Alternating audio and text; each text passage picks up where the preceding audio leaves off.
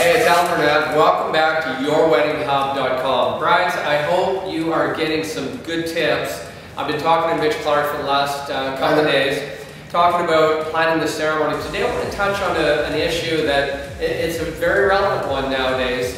And Mitch, that is what happens when you're dealing with a couple that maybe come from two different faiths. You know, and it used to be when we talked about that, people thought it meant Protestant, Catholic. I mean, even beyond that, let's say. Or maybe you're talking to somebody that comes from somewhat of a faith background, and the partner that is about to be married, maybe it's just atheistic or agnostic. How do you deal with some of those issues, Mitch? Well, you know, Allan, I always think that there's more things that bring us together than that separate us. And I always kind of look for common ground. And when you have a couple that's in love with each other, and obviously there's some kind of an energy here that's really powerful, that's brought them together in a wedding ceremony, I work with that. Yeah. Because, you know, there's those things that bring them both together, and there's some really common elements in faith. I remember there was a couple that came in, and the bride was German, and the groom was Sikh. And, you know, he walked into the chapel, and he was actually quite uncomfortable in the middle of the chapel. Because, you know, he had never been in a chapel in his life. And so he was looking for things here that were, you know, similar to where his faith is. And he starts looking at the stained glass windows, and he starts, hey, boy, you know, there's a lot here we have in common. And so, you know, he said, you know, Mitch, what I want to do is during the wedding ceremony, I want you to explain a few of these stained glass windows because of the guests that we're going to be having at the wedding. And you know, we just kind of put that whole thing together, and we celebrated our faith in a special way. And you know, I felt that that bride was she was just beaming.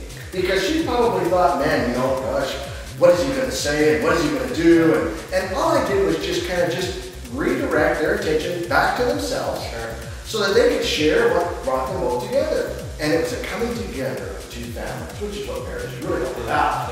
And it was a celebration of love, and it was a celebration of faith. Wow. So, you know, I think that's really the key to, when you come from different backgrounds, rather than trying to polarize and separate, no, come on, let's find those common things that bring us together in our faith. And let's use those as a means of coming together, because that's what marriage really is. It says that really two people become one. And so then from that point, you know, I'm sure that things are typically moving with that count. So let me just ask you one other. We're running out of time on this one, Mitch. But if you've got a couple that just say, you know what, Mitch, we're not comfortable with prayer, does that create a problem for you as a minister? No, it doesn't. Because, as a matter of fact, I'm glad when they say that. I sigh a sigh of relief. Because, you know, then I know what they want. And, you know, I think there's a way of handling even a prayer. Because to me, a prayer is a cry of heart.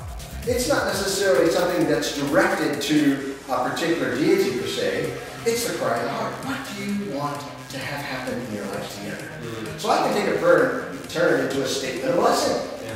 And rather than saying, you know, dear God and amen, I just basically word it in such a way that it is something that is a statement of blessing over this couple. And you know, I find that they're able to embrace that and to remember that.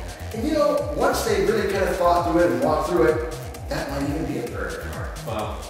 Brides and grooms that are listening to this, I hope you are getting a bit of a taste of just how important it is to sit down with your wedding officiant. And I've said this before, and it may offend some people in saying it, but when you meet with the person that you think is going to be the person to do your ceremony, and you just feel like, you know what, it didn't click, then you need to say next. I always tell brides and grooms, if that happens to be me, I'll take it personally, but I'll get over it. You really want to connect with the person that's standing there. Exactly. And I think you can hear in talking to Mitch that that's extremely important to him, that he feels that sense of connection with bride and groom that he stands at the altar with. So you can't, we cannot overstate how important it is to sit down and plan the ceremony. So thank you for joining us on yourweddinghub.com. All right.